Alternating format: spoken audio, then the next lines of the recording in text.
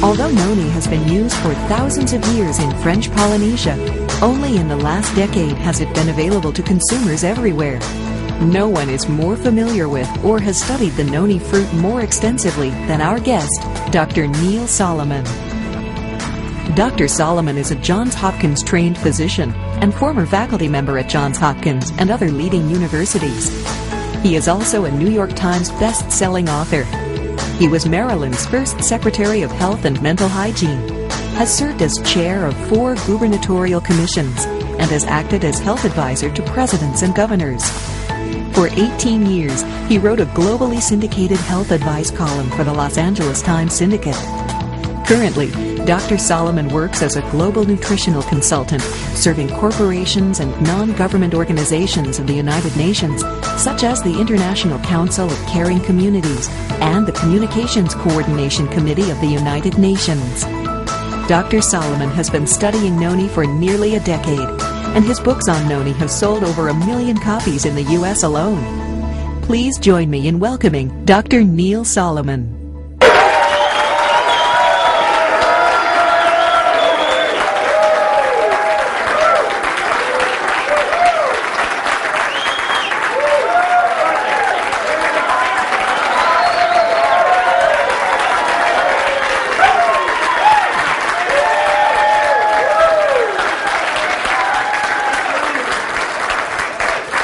Thank you very, very much.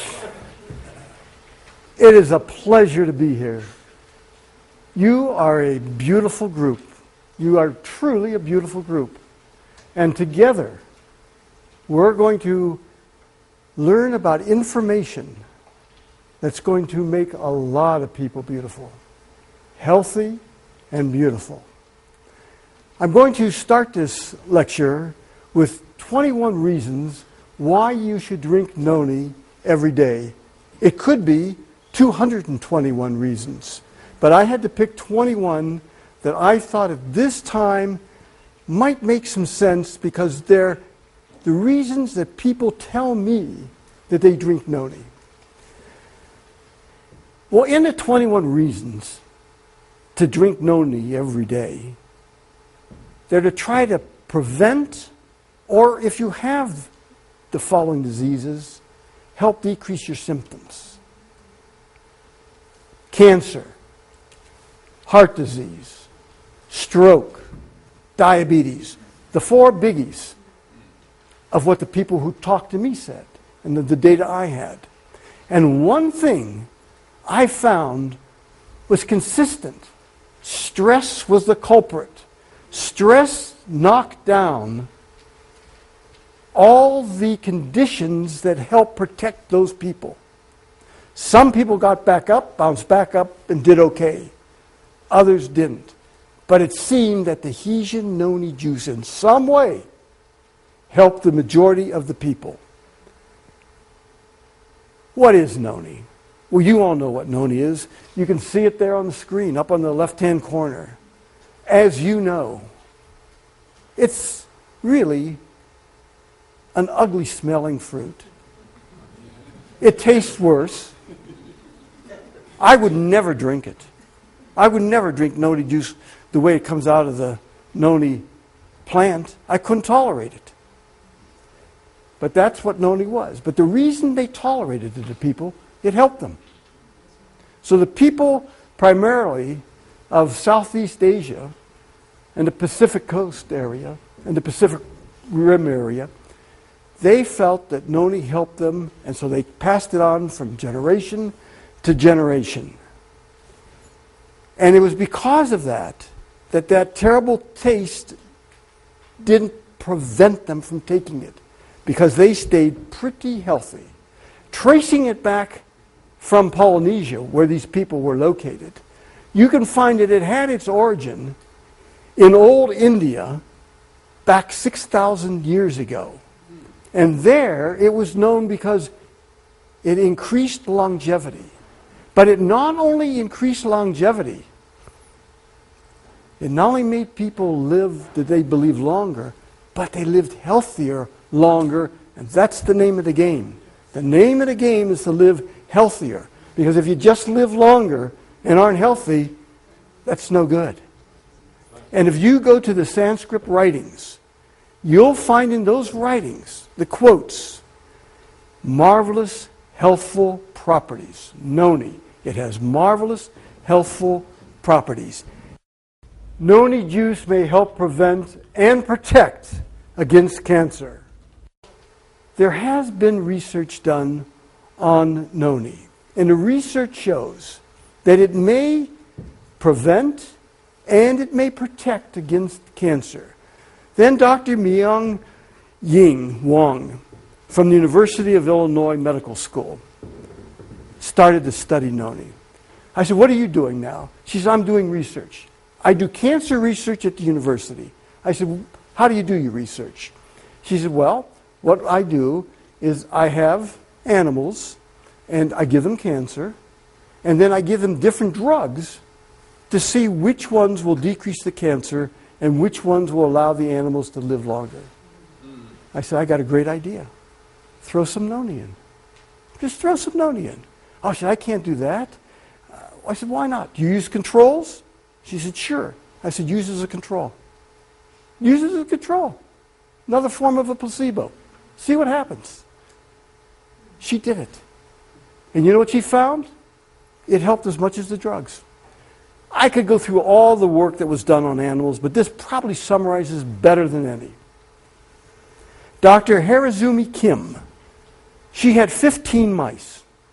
She gave them all that cancer I told you about. She didn't give any of them Noni. At the end of 16 days, every one of them died.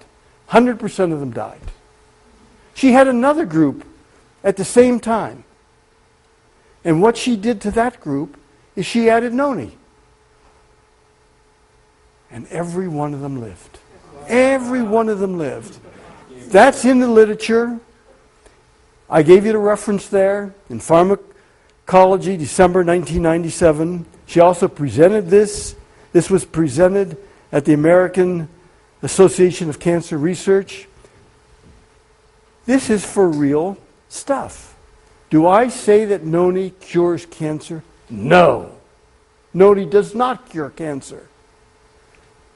But I believe Noni helps in people who have cancer, and I believe that the side effects are minimal to none.